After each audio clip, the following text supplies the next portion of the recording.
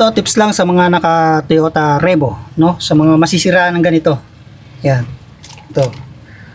Kasi ito yung pansin niyo, may mga may tapal-tapal na yan kasi nung sa tagal na rin nagkaroon na siya ng crack sa loob yan. Kaya nagpapalit ako na to ng bago. Ito mga Ka-Revo. Ito na papalit ko. Nabili ko to sa auto supply. Yan. Pakita ko sa inyo yung pinaka serial number. Yan. Yan. Screenshot nyo na lang. Yan.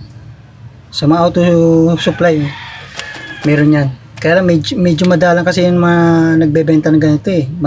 Nahirapan nga ako maghanap ng ganito mga paps. Ang dami na akong pinuntahan mga auto supply. Isa lang talaga nabilihan ko nito.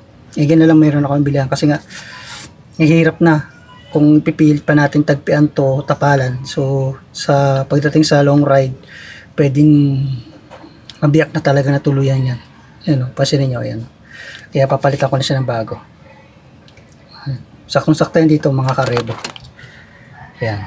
Saktong sakto yan dyan.